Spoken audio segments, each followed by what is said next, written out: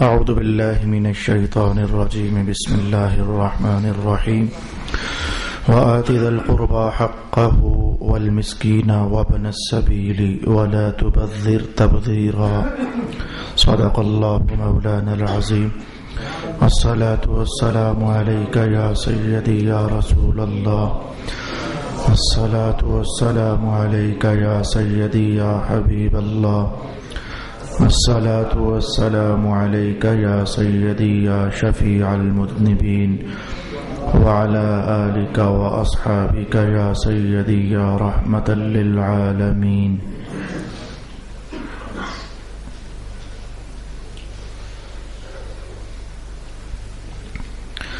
اللہ تعالی نے ارشاد فرمایا کہ رشتہ داروں کو ان کے حقوق ادا کرو. اس سلسلے میں کافی سارے حقوق ہم ایسے سماعت کر چکے ہیں جو مشترک طور پر تقریباً تمام رشتہ داروں کے حوالے سے ہمیں نبھائے جانے چاہیے. آج اسی سلسلے کے آخری 2-3 مزید حقوق بیان کرنے کے بعد پھر حقوق خاصہ آپ کی خدمت میں بیان کروں گا جو صرف بعض رشتہ داروں کے ہیں اور دوسرے بعض رشتہ داروں کے لیے نہیں ہیں. ذہن کو تازہ کرنے کے لیے ہم یہ دیکھ رہے تھے کہ رشتہ داروں کے اندر ہمارے ماموں جان، ہماری خالہ جان، ہماری پھپھی جان، ہمارے چچا جان، ہمارے بھائی، ہماری بہنیں، ہمارے کزن، ان سب کے لیے جو حقوق مشترکہ تھے سب کے لیے ہمیں نبھانے چاہیے. میں نے بہت سارے بیان کیے. آج اس سلسلے میں پہلا حق یہ کہنا چاہوں گا کہ رشتوں کے لین دین میں ترجیح دینا. رشتوں کے لین دین میں ترجیح دینا. 2 حالتیں میں آپ کی خدمت میں کہنا چاہوں گا. خاندانی سطحوں پر دشمنیاں بہت زیادہ ہیں دور حاضر میں. بھائی کی بھائی کے ساتھ نہیں بنتی، بہن کی بہن کے ساتھ نہیں بنتی، بلکہ بہن کی پھر بھی بہن کے ساتھ بن جاتی ہے. یہ بھائیوں کی زیادہ نہیں بنتی. اور اس میں زیادہ بگاڑ جو دوسرے خاندانوں سے بیگمات آئی ہوتی ہیں ان کی وجہ سے زیادہ بگاڑ اس میں پیدا ہوتا ہے. مزاج الگ ہوتے ہیں، سوچیں الگ ہوتی ہیں، وغیرہ وغیرہ. تو کچھ رشتہ داریاں ہیں رشتہ داریاں لیکن زمانہ گزر گیا کہ آپ کی آپس میں نہیں بن رہی. لڑائیاں ہیں، جھگڑے ہیں. یا اگر لڑائیاں جھگڑے نہیں بھی ہیں تو ایسا ہو گیا کہ ایک بھائی نیک ہے، دیندار ہے، پارسا ہے، متقی ہے، اس نے اپنے بچوں کی اچھی خاصی تربیت کی، اللہ رسول کے احکام کے مطابق تربیت کی، حلال حرام بتایا. دوسرا بھائی ہے بالکل دنیا دار ہے، یا بعض اوقات لوفر ہے، یا بعض اوقات بے پرواہ ہے، اس نے اپنے بچوں کی کوئی اتنی خاص تربیت نہیں کی. تو آپ جانتے ہو کہ یہ بیلنس نہیں ہو سکے گا. تو اس لیے آپ ذرا دور دور رہتے ہو کہ کہیں ایسا نہ ہو کہ رشتوں کا لین دین ہو جائے. وہ زندگی جو ہے آپس میں میچ نہیں کر پائے گی. سوچیں ادھر بالکل الگ، سوچیں ادھر بالکل الگ، کبھی ایسا ہوتا ہے. تو الغرض میں نے ابھی تک آپ کو ادھر لے کر آنا چاہا کہ کبھی رشتہ داروں کی آپس میں نہیں بن رہی ہوتی اور کبھی رشتہ داروں کی آپس میں خوب انڈرسٹینڈنگ ہوتی ہے. اگر آپ اس درجے میں ہیں کہ آپ کی اپنے بھائیوں کے ساتھ، بہنوں کے ساتھ، چچاؤں کے ساتھ، تائیوں کے ساتھ اچھی انڈرسٹینڈنگ ہے تو پھر میں آپ کو یہ دعوت اور مذہب کا یہ پیغام ضرور دینا چاہوں گا کہ رشتوں کے لین دین میں آپس میں ایک دوسرے کو ترجیح دینا. اس کی مثال کیا ہوگی؟ حضرت خاتون جنت رضی اللہ تعالی عنہا کے لیے پیغام نکاح آیا تھا مختلف صحابہ کی طرف سے. رسول پاک علیہ الصلوۃ والسلام کے ہاں رسول اللہ علیہ السلام نے کہیں بھی ہاں ارشاد نہ فرمائی. اور آخری بار جب حضرت علی المرتضیٰ کی طرف سے پیغام نکاح آیا تو رسول اللہ علیہ السلام جانتے تھے کہ علی سے تو ہماری خوب انڈرسٹینڈنگ ہے. بڑا پیارا نوجوان ہے، محنتی ہے، دیندار ہے، متقی ہے، اللہ کے ہاں محبوبیت کے مقام پر فائز ہے. رسول اللہ علیہ السلام دیکھ رہے تھے، اپنا ہے، پہچانا ہوا بھی ہے، دیکھا بالا بھی ہے. تو رسول پاک علیہ الصلوۃ والسلام نے فوراً نہ کر دی، اب ہاں کر دی. اب اس جملے کو ہم یوں کہنا چاہیں گے کہ اگر آپ کے رشتہ داروں کے ساتھ ان بن نہیں ہے، میچنگ ہے، ذہنی ہم آہنگی ہے، سوچیں باہم متصادم نہیں ہے، تو ایسے میں اپنی بیٹیاں بیگانوں کو دینے کی بجائے اپنوں کو دینا، اور بیگانوں سے بیٹیاں لینے کی بجائے اپنوں ہی سے بیٹیاں لینا، اللہ کرے گا کہ آپ کے خاندانوں میں مزید اللہ محبت کا استحکام پیدا فرما دے گا۔ اور اگر آپ محسوس کرتے ہیں کہ بہت زیادہ اونچ نیچ ہے، یا بہت زیادہ لڑائی ہے، یا بہت زیادہ سوچوں کی اونچ نیچ ہے، یا بہت زیادہ تربیت کا فقدان اور عمدہ تربیت کا ہونا، اس حوالے سے ہمارا اور ان کا آپس میں میچ ہی نہیں ہو سک رہا ہے، تو ایسے میں بھئی آپ کو مکمل اختیار بھی حاصل ہے۔ رب کائنات نے جو ارشاد کیا وہ تو یہ ہے، فَانْكِحُوا مَا طَابَ لَكُم مِّنَ النِّسَاءِ مَثْنَىٰ وَثُلَاثَ وَرُبَاعَ، شادیاں جدھر بھی کرو، بھر کے آپ کے لیے جائز قرار دیا گیا۔ قرآن حکیم میں جائز ہونا اور چیز، اس کے بعد پھر ترجیحات کا ہونا اور چیز۔ میں کہنا چاہوں گا کہ اگر اپنوں میں شادی کرو گے تو 7 فائدے ایک دم سے آپ کی نظروں کے سامنے ہوں گے، اور وہی 7 فائدے ہوتے ہیں جو خاص کر کے بیٹی والوں کو مطلوب ہوتے ہیں۔ وہ 7 فائدے میں جلدی سے آپ کو یوں کہنا چاہوں گا کہ زندگی میں مجھے بھی آپ کو بھی کئی بار ایسا ہو جاتا ہے کہ درمیان میں کہیں ڈلنا پڑ جاتا ہے۔ چلے علامہ صاحب آپ کے بڑے تعلق دار ہیں، کوئی نیک سا لڑکا ہو تو ہمیں بتا دینا، یا آپ کا ایسا زندگی میں کئی بار ایسا ہو جاتا ہے۔ جو پہلے 6-7 سوال چلتے ہیں وہ یہ ہے جی بتائیں کہ لڑکا کام کیا کرتا ہے، اچھا پھر بات ہوتی ہے کہ جی ان کا خاندان کیسا ہے، جی پھر بات یہ ہوتی ہے کہ جی ان کے بہن بھائی کتنے ہیں، جی گیدرنگ گھر میں زیادہ ہے یا کہ وہ بڑا مختصر سا فیملی کا ماحول ہے۔ پھر سوال ہوتا ہے کہ مزاج کیسا ہے، جی وہ جو سس جس نے بننا ہے وہ زیادہ لڑاکی وغیرہ تو نہیں ہے، اس طرح کی باتیں دیکھنی ہوتی ہیں۔ پھر پوچھا جاتا ہے کہ جی گھر اپنا ہے یا گھر اپنا نہیں ہے، یا اس طرح کی 6-7-8 چیزیں پھر پوچھی جاتی ہیں۔ تو اگر اپنوں میں شادی کرنے کو ترجیح آپ دو گے تو آپ کو پتا ہوگا لڑکا کون ہے، کیا کرتا ہے، خاندان کیا ہے، محنتی ہے یا نالائق ہے، الو ہے۔ آپ یہاں تک بھی جان پاؤ گے، چچو تھائیوں کو پتا ہوتا ہے میرا بھانجا جو ہے یہ لائق ہے یا بالکل خالص نرا الو لوفر ہے، آپ کو سارا اس بات کا پتا ہوتا ہے۔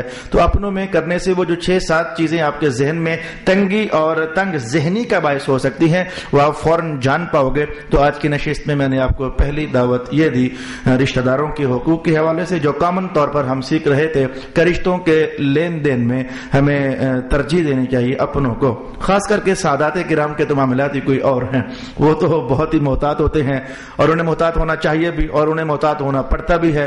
ظاہر ہے کہ نسلوں کی بقا کا باہر کے اس کے ساتھ بڑا گہرا تعلق ہوا کرتا ہے۔ جتنے حقوق میں نے ابھی تک آپ کو بیان کیے 18 یا 19 یا 20، اگر یہ سارے رشتہ دار یا ان میں سے کوئی آپ کا پڑوسی ہے تو میں کہوں گا کہ حقوق اب بہت زیادہ بڑھ جاتے ہیں۔ آپ کا چچا ہے لیکن پڑوسی بھی ہے، بھائی ہے لیکن پڑوسی بھی ہے، آپ کی بہن ہے لیکن پڑوسی بھی ہے۔ آپ معاملات پہلے سے بھی بہت زیادہ حساس ہو جاتے ہیں۔ پڑوسیوں کے بارے میں تو رسول پاک علیہ الصلوۃ والسلام نے ایسی دوہری بات ارشاد فرمائی کہ جسے مذہب سے اٹیچمنٹ نہ رکھنے والا ذہن جلدی قبول کرنے کے لیے تیار ہی نہ ہو۔ مثلا حضور پاک علیہ السلام نے فرما دیا تم نے انہیں ستانا نہیں، اگر وہ تمہیں ستائیں تو تم نے جواب نہیں دینا ہے۔ یہ ایک ایسا مشکل امتحان کا ٹھہرا ہے کہ تم نے انہیں ستانا نہیں، اگر وہ تمہیں ستائیں تو تم نے آگے سے چپ کر جانا ہے، یعنی اذیت کا جواب اذیت سے نہیں دینا ہے، صبر کر جانا ہے، پی جانا ہے، خاموش ہو جانا ہے۔ تو اگر یہ سارے کے سارے تمہارے پڑوسی بھی بنتے ہوں تو میں انشاءاللہ ہو سکتا ہے کہ اسی عنوان میں چلتے چلتے کہیں ایک جگہ پر بیان کر دوں گا، ایک پوری نشست میں بیان کر دوں گا کہ پڑوسیوں کے حقوق کیا ہوتے ہیں۔ میں انشاءاللہ العزیز ارادہ رکھتا ہوں، اب چونکہ اتفاق سے ایسا ہو گیا کہ حقوق العباد بیان کرنے کا موقع آ پہنچا 15ویں سپارے میں، اتفاق سے ایسا ہو گیا تو میں نے کہا چلے میں سب کے حقوق بیان کروں گا۔ تو ان میں بیگم کے حقوق بھی ہیں، خاوند کے حقوق بھی ہیں، والدین کے بھی تھے وہ ہم نے سیکھ لیے، رشتہ داروں کے ہیں، تو لگے ہاتھوں پڑوسیوں کے بھی ہیں۔ میں انشاءاللہ العزیز آپ کو بیان کروں گا۔ سننے میں تو بہت آیا ہے کہ پڑوسیوں کے بڑے حقوق ہوتے ہیں، تو وہ بڑے ہوتے کیا ہیں؟ وہ جو بڑے ہیں وہ کیا ہوتے ہیں؟ کیا کیا چیز ہے جس کا ہمیں خیال کرنا پڑتا ہے؟ میں انشاءاللہ العزیز وہ بھی آپ کی خدمت میں بیان کر دوں گا۔ بہت بڑا حق ہے جس کا اشارہ میں نے ابھی آپ کی خدمت میں بیان کیا ہے، اور وہ یہ ہے کہ کئی معاملات میں صبر کرنا، اپنے رشتہ داروں کے حوالے سے کئی معاملات میں صبر کرنا بہت مشکل ہوتا ہے میرے بھائی۔ زندگیاں جتنی آپ گزار چکے ہو آپ کو پتہ ہے، صبر کرنا بہت مشکل ہوتا ہے، اور مذہب میں جو کام جتنا مشکل ہوتا ہے اللہ نے اس کی جزا بھی اتنی بڑی رکھی ہوتی ہے۔ بہت مشکل ہوتا ہے۔ یہ دیکھیں رسول پاک علیہ الصلوۃ والسلام نے آج تک 2 باتیں ہیں، آج تک جواب نہیں دیا کسی کو، کسی کو ستایا نہیں، ستانے کا جواب بھی نہیں دیا، لیکن جملہ یہ ہے کہ انبیاء کی دنیا میں سب سے زیادہ میں محمد کو ستایا گیا، جملہ یہ ہے۔ لیکن ستایا گیا یہ جملہ تو ہے، لیکن میں نے ستانے کا جواب بھی دیا ہو یہ جملہ نہیں ہے۔ مجھے سب سے زیادہ مجھے ستایا گیا۔ تو ایک صحابی نے پوچھ لیا، یا رسول اللہ، حضرت زکریا علیہ السلام کو تو کاٹ دیا گیا آرے کے ساتھ، آپ کو تو نہیں کاٹا گیا۔ آپ فرماتے ہیں کہ ہمیں سب سے زیادہ ستایا گیا۔ فرمایا کہ انہیں آرے سے کاٹا گیا، اور مجھے پتا کیا ہوا، مجھے میرے اپنوں نے ستایا ہے۔ لگا ایسے کہ اپنوں کا ستانا آرے کے کاٹنے سے بھی زیادہ تکلیف دہ ہوتا ہے، آروں کے ساتھ اور آریوں کے ساتھ کاٹ دینے سے بھی زیادہ تکلیف دہ ہوتا ہے۔ تو فرمایا کہ مجھے میرے اپنوں نے ستایا۔ تو اس اپنوں نے ستانے کو رسول پاک علیہ الصلوۃ والسلام نے فرمایا کہ سب انبیاء سے زیادہ مجھے ستایا گیا۔ میں نے ایک روایت یہ بھی پڑھی، سن کر کے تو بندہ دہشتناک ہو جاتا ہے، کہ حضرت نوح علیہ الصلوۃ والسلام نے جو 950 سال قوم کو سمجھایا، تو کتنی بار ایسا ہوا کہ قوم آپ کو پکڑ لیتی اور پکڑ کر کے اب میں وہ جملہ کیسے بولوں، لیکن جو روایت میں آیا مجھے بولنا پڑے گا کہ جیسے ہم رضائی اور گدا لے کر کے تو اس میں کوئی تھوڑا بہت سامان ڈال کر کے تو اسے فولڈ کر دیں پھر باندھ دیں، تو آپ کی قوم آپ کو پکڑتی اور بس ایسے ہی رضائیوں کے اندر فولڈ کر کے تو پھر اوپر سے مارتی مسلسل، آپ مار کھا کر چور ہو جاتے، ٹوٹ جاتے، تو وہ سمجھتے کہ اب چھوڑنا چاہیے، تو وہ چھوڑ دیتی ہے آپ کو، تو آپ گھر جاتے 2-4 دن اپنی اصلاح کرتے، وہ جو زخم لگے ہوئے ہوتے، تو ہفتہ 10 دن گزرتے، تو ایک نئے عزم کے ساتھ قوم میں پھر آ کر کھڑے ہو جاتے اور کہتے ہاں بھائی اللہ تو ایک ہی ہے بھائی۔ تو قوم نے آپ کے ساتھ ایسا بھی کیا، لیکن رسول پاک علیہ السلام نے وہ سارے مناظر جاننے کے باوجود فرمایا کہ مجھے سب سے زیادہ ستایا گیا ہے، کیونکہ مجھے میرے اپنوں نے ستایا ہے۔ لہذا میں کہوں گا کہ بہت سارے معاملات میں تمہارے رشتہ دار تمہیں ستائیں گے۔ اگر آپ مسلمان ہو اور چاہتے ہو کہ آپ کی قبر کو نور سے بھر دیا جائے، اگر اتنی بڑی جزا چاہتے ہو، میں کہوں گا پی جانا، چپ کر جانا، صبر کر جانا، خاموش ہو جانا، زبان درازی کبھی نہ کرنا، دست درازی کبھی نہ کرنا۔ آپ کو بڑا مشکل لگے گا، لیکن کیا کریں، آپ کو آج مشکل لگے گا، اسے پھر کل مشکل لگے گا۔ مشکل کسی نہ کسی کو کبھی نہ کبھی تو لگنا ہے، آپ کو بس آج مشکل لگے گا، اور بس کل جب اگلا جہان آپ کے لیے شروع ہوگا تو رحمت معاب ہوگا، اور اسے آج آسان لگ رہا ہے۔ مجھے حدیث کے الفاظ یاد پڑ رہے ہیں، ارشاد گرامی ہوا، جس نے بھی کبھی آخرت کمائی ہے دنیا کا نقصان کیا ہے تو ہی کمائی ہے، اور جس نے دنیا کمائی ہے تو اس نے اپنی آخرت کا نقصان کیا ہے تو ہی کمائی ہے۔ یہ قاعدہ کلیہ اسے کہتے ہیں قاعدہ اکثریہ، ایک ہوتا ہے قاعدہ کلیہ اور ایک ہوتا ہے قاعدہ اکثریہ۔ ان ایسے جو جملے ہیں یہ قاعدہ اکثریہ پر محمول ہوتے ہیں، یعنی اکثر دکھنے میں ایسا ہی نظر آئے گا، وگرنہ کچھ پاکیزان امت ایسے بھی ہیں کہ اللہ نے جنہیں دنیا بھی خوب عطا فرمائی آخرت بھی خوب عطا فرمائی، وہ تو بڑے کم ہوتے ہیں، جس کی مثال میں سر فہرست آپ دیکھنا چاہو تو حضور کے صحابہ کی دنیا میں حضرت عثمان ابن عفان کو دیکھا جا سکتا ہے۔ اللہ پاک نے دنیا بھی خوب نصیب فرمائی، آخرت بھی خوب نصیب فرمائی۔ کیا یہ کم آخرت ہے یار؟ کیا یہ کم آخرت ہے کہ آج تبوک کے موقع پر جب 300 اونٹ سامان کے لدے پھدے حضور کی خدمت میں پیش کر دیے تو جانے جانا رحمت دو جہاں حضور رحمت عالم نے یہ جملہ بطور دعا اللہ کی حضور پیش کر دیا، اے میرے اللہ تعالیٰ میں عثمان سے اتنا خوش ہو گیا ہوں، بس آج کے بعد میرا عثمان کچھ بھی کرے تو اسے پوچھنا ہی مت۔ یہ کیا کم آخرت کمائی، اور ادھر دنیا کا حال یہ کہ 300 اونٹ سامان سے بھر کر یہ 2.5-3 کروڑ کا مسئلہ بنتا ہے، 300 اونٹ سامان سے بھر کر یہ 2.5-3 کروڑ کا مسئلہ بنتا ہے۔ یا عبد الرحمن ابن عوف کو دیکھا جا سکتا ہے کہ جن کے ازواج 4 ازواج اور پھر ایک ایک زوجہ کے حصے میں کتنے ہزار دینار آتے ہیں۔ دینار کا معنی سونے کے ٹکڑے ہوتے ہیں، درہم ہو تو وہ چاندی کے ہوتے ہیں۔ تو 8واں حصہ بیگم کا، وہ 8واں حصہ چاروں بیگمات میں تقسیم ہو تو پھر بھی 80 ہزار دینار بن جائیں۔ تو ایسے پاکیزان امت ہیں۔ یا پھر حضرت ابو بکر صدیق کو دیکھا جا سکتا ہے۔ اگلی صفوں میں آ جاؤ تو حضرت امام اعظم ابو حنیفہ کو دیکھا جا سکتا ہے۔ آپ تو اتنے سرمایہ دار تھے کہ امام محمد کے قاضی ابو یوسف کے اخراجات آپ خود برداشت کیا کرتے تھے۔ آپ ان کے ابا جانوں سے کہتے کہ یہ بچے ہمیں دے دو، ہم انہیں پڑھاتے ہیں، بڑے لائق بچے ہیں۔ تو امام محمد کے والد صاحب بس وہ جو مزاج ان کا تھا تو بس وہی تھا۔ تو وہ کہتے ہیں ہمارا بچہ جوان ہو رہا ہے تو یہ کمائی کرے گا۔ پوچھا کتنی کمائی کرے گا؟ فرمایا اتنی۔ فرمایا اتنے پیسے مجھ سے لے لیا کر، بچہ مجھے دے دے، میں پڑھاتا ہوں اسے۔ تو امام اعظم انہیں پیسے بطور پڑھائی کی اجرت دیا کرتے تھے۔ میں بچہ پڑھاتا ہوں اس کی اجرت لے لے یار، اپنا بچہ مجھے دے دے. یا پھر اور آگے بڑھ جاؤ تو مثال میں دیکھا جا سکتا ہے حضرت شیخ عبد القادر جیلانی رضی اللہ تعالی عنہ کو، آپ جب مسند حدیث پر بیٹھتے کہ میں لوگوں کو حدیث پڑھانے لگا ہوں، تو میرے استاد گرامی حضرت علامہ سید ریاض حسین شاہ صاحب دامت برکاتہم القدسیہ نے ہمیں بتایا کہ آپ ایک ایک سوٹ جوڑا جو زیب تن فرمایا کرتے تھے علم حدیث کی عزت اور شرف میں، وہ 80 ہزار درہم کا ایک جوڑا ہوا کرتا تھا. یہ اس دور کا 80,000 درہم، درہم کا معنی چاندی ہے، 80,000 درہم کا. اچھا میری بات کہیں دور نہ نکل جائے، میں آج کافی سارا کچھ سمیٹنا چاہتا ہوں. کہ میں نے عرض کیا کہ بات ہماری یہاں سے آگے بڑھ رہی تھی کہ رشتہ داروں کے معاملے میں اگر تمہیں وہ ستائیں تو ایسا کرنا، چپ کر جانا، پی جانا، تمہیں دنیا میں نقصان ہو جائے گا لیکن تمہاری آخرت بن جائے گی. اس عنوان پر میں یہ حدیث کہہ رہا تھا، جس نے دنیا کمائی ہے تو آخرت کا نقصان کیا ہے تو ہی کمائی ہے، جس نے آخرت کمائی ہے تو دنیا کا نقصان کیا ہے تو ہی کمائی ہے. اس پر میں نے کہا کہ بعض مثالیں ہیں کہ جن کو اللہ نے دنیا بھی خوب نصیب فرمائی، آخرت بھی خوب نصیب فرما دی تھی. اب یہاں تک وہ عنوانات تھے جو میں نے آپ کی خدمت میں کہے جو کہ مشترک تھے. ان سب کو اگر ایک جملے کے ماتحت کرنا چاہو تو رشتہ داروں کے ساتھ حسن سلوک کا جو لفظ ہے، حسن سلوک، اس کو میں نے کھولا ہے اور 20-22 کے قریب حقوق آپ کی خدمت میں بیان کیے ہیں. آئیے میں اب آپ کو یہ بتاؤں کہ حقوق خاصہ کون سے ہیں. وہ بڑے کم ہیں. حقوق خاصہ، میں ٹائٹل دوبارہ قائم کرتا ہوں، بھئی آپ پر آپ کی بہن کا کیا حق ہے، تاکہ ذہن خوب سمجھ جائے.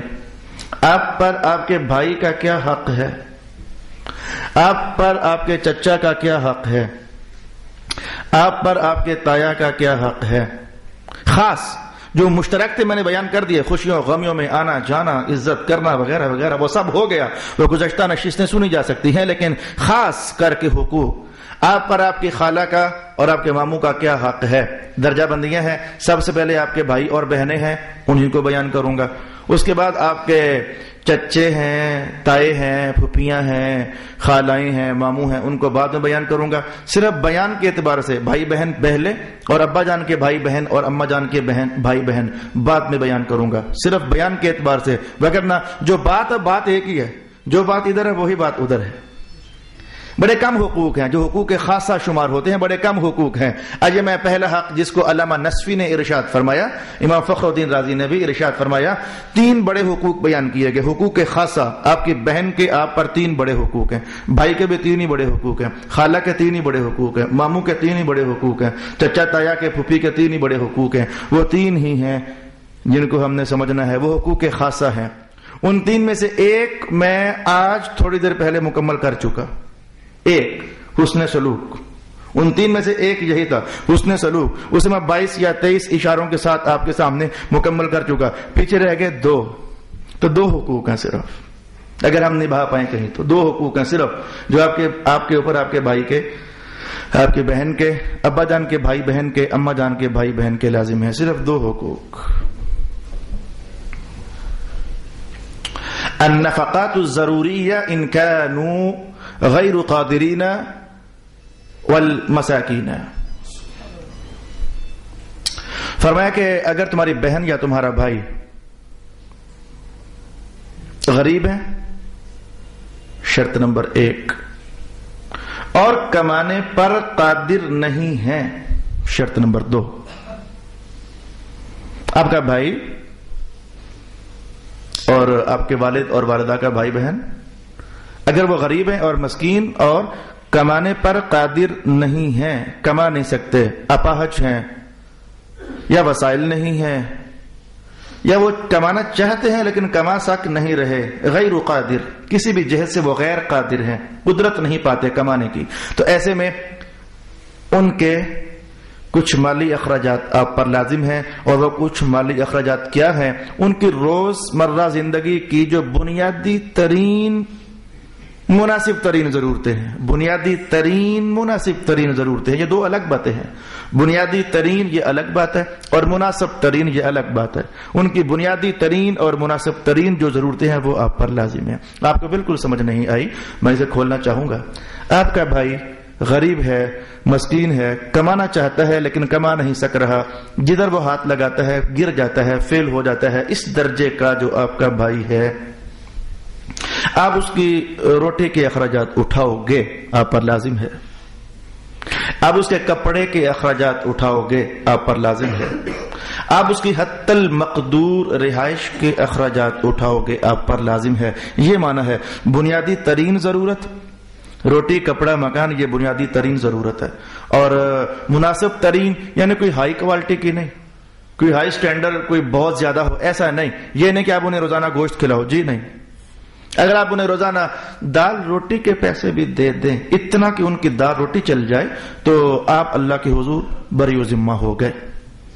یہ کھانے پینے کے اخراجات تو ایسی اہم ترین چیز ہے کہ رسول پاک علیہ السلام نے پڑوسیوں کے بارے میں بھی یہ جملہ فرما دیا کہ وہ کوئی مومن ہے جو پیٹ بھر کر سوتا ہے تو پڑوسی اس کا بھوکا ہوتا ہے. یہ تو وہاں بھی حضور پاک نے ارشاد فرما دیا. یعنی وہ چیز جس کے بغیر زندگی گزرتی نہیں، اور وہ ہے کھانا. کپڑے بھی سال بعد، جو تمہارا سب سے پیارا رشتہ ہے نا بیگم، میں ان قریب وہاں بیان کروں گا، وہاں بھی کپڑے کتنے کو دینے ہوتے ہیں؟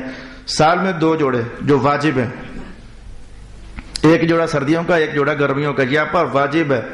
زیادہ دو تو آپ کی محبت ہے، وہ آپ کا پیار ہے، آپ کی ہمت ہے. 2 جوڑے کم از کم دینا واجب ہے. تو اگر آپ سمجھ گئے کہ جو ہمیں یہ کہا جا رہا ہے کہ غریب بھائی کو کپڑے بھی دینے ہیں، تو وہ کوئی بہت زیادہ نہیں ہے، مناسب ترین ہے. یعنی 2 جوڑے سال بھر میں، ایک سردیوں کا اور ایک گرمیوں کا. اگر آپ نے دے دیا، اللہ کے حضور آپ سرخرو ہو. آپ کی بہن غریب ہے تو اس کے لیے کچھ تھوڑے بہت کھانے پینے کا بندوبست نارمل درجے میں کرتے ہوئے اگر سال میں 2 جوڑے اپنے بہن کو دے دیے، تو آپ نے اللہ کے حضور اپنی سرخروئی حاصل کر لی. اور یہ دینا بھی تب لازم جبکہ آپ خود صاحب ہمت ہو تو، وگرنہ اگر خود آپ غریب ہو تو یہ دینا بھی لازم نہیں. یہ خاص قسم کا حق ہے، اسے توجہ کے ساتھ سمجھیے. آپ خود صاحب ہمت ہو، آپ کی بہن اور بھائی غریب ہے، کما نہیں سکتے، کسی طرح کے بھی قدرتی وسائل ان کے پاس فطری وسائل نہیں ہیں، تو ایسے میں جب تک وہ بحال نہیں ہو جاتے، جب تک وہ سٹینڈ نہیں ہو جاتے، کھانا پینا دے دینا، سال بھر میں 2 جوڑے دے دینا. اللہ کے حضور آپ بری و ذمہ ہو گئے. تھوڑی سی تفصیل مزید چاہوں گا. 5 بھائیوں میں سے 2 صاحب حیثیت ہیں، باقی 3 غریب ہیں. تو ان دونوں پر یہ چیز لازم، یہ نہیں کہ ایک ہی پھنسا رہے. شریعت نے ایسا نہیں کہا. جو اخراجات باقی 3 بھائیوں کے بنتے ہیں وہ ان دونوں پر ڈیوائیڈ ہو جائیں گے. 4 بھائی ہیں تو 5واں غریب ہے، تو ان 4 پر لازم اسے سٹینڈ کرنے کے لیے کچھ نہ کچھ کھانا پینا، قرضہ ورضہ دینا. یہ تو میں نے سب سے پہلے کہہ کو دیا ہوا ہے. لیکن وہ جو بنیادی ضرورت جس کے بغیر زندگی نہیں گزرتی، تب تک انہیں پرووائڈ کرتے رہنا، یہ مذہب نے ان پر حق لازم فرما دیا. دوسری بات میں کہنا چاہوں گا، ادھر آپ کا بھائی غریب، ادھر چچا غریب، بھائی کو پرائرٹی دیں گے، چچے کو نمبر 2 پر رکھیں گے، تایا کو نمبر 2 پر رکھیں گے. ادھر آپ کی بہن غریب، ادھر آپ کی پھپھی یا خالہ غریب، خالہ اور پھپھی کا نمبر 2 ہے. وہ جو میں نے کہا درجہ بندی الگ الگ ہے، البتہ حکم پیچھے ایک ہی ہے. تو اگر آپ کی بہنیں ساری ٹھیک ہیں، بھائی سارے ٹھیک ہیں، اب آؤ، آپ کے سارے بہن بھائی فریش ہیں، زندگی اچھی گزار رہے ہیں، اب آپ آئیں بہن دیکھو چچا کا کیا حال ہے، تایا کا کیا حال ہے، وغیرہ وغیرہ. تو اب آپ ادھر یہی چیزیں جو میں نے ابھی کہی، ان کی زندگی کی بنیادی ترین ضرورتیں کھانا پینا اور کپڑے وغیرہ، سال بھر میں 2 جوڑے دے دینا آپ کے اوپر لازم ہے. میں نے چچا کہا، چچا کا بیٹا نہیں کہا، آپ گھبرا نہ جائیے گا. چچا آپ کا وہ رشتہ دار ہے جو آپ کے ابا کا بھائی ہے، چچے کا بیٹا آپ کے ابا کا بھائی نہیں ہے.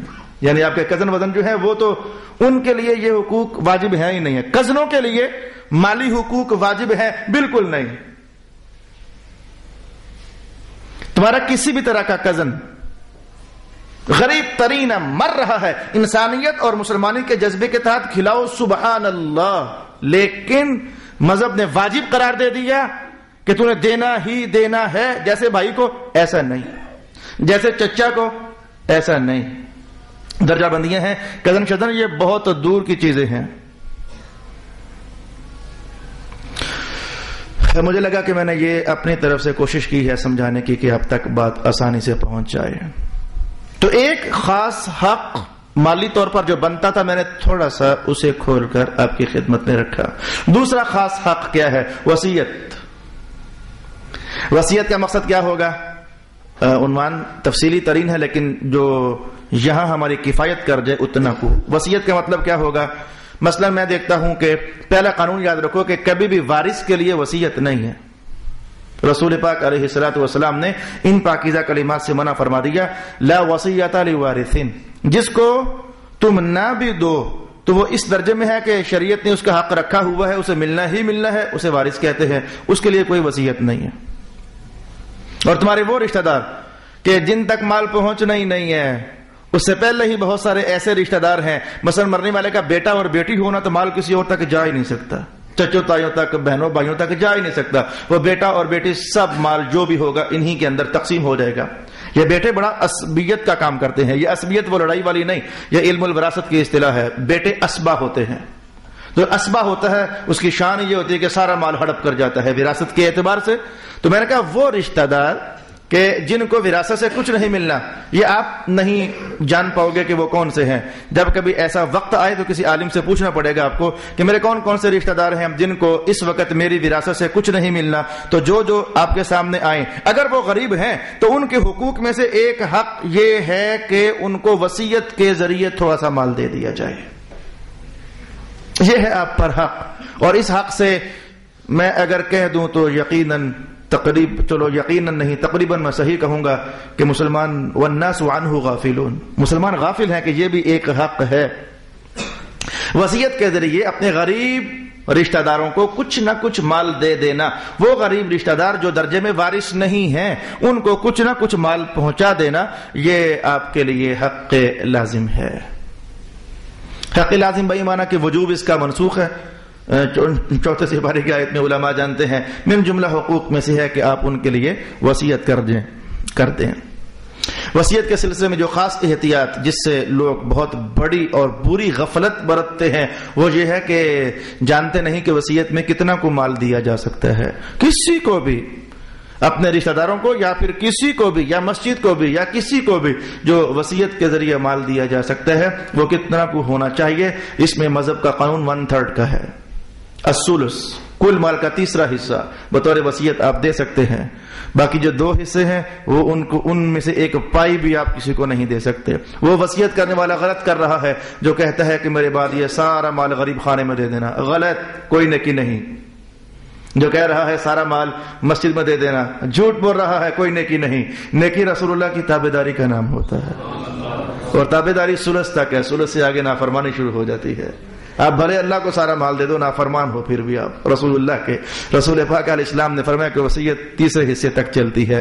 الغرض میرے بھائی، میں نے اپنی طرف سے تو کوشش کی ہے کہ میں بڑے کم جملوں میں اور کم الفاظ میں آپ کو بیان کر پاؤں حقوق خاصہ، جن کے اندر 2 ہی بڑی چیزیں آئی ہیں. ایک مالی اخراجات اور دوسرا وصیت کے ذریعے کچھ مال دے دینا.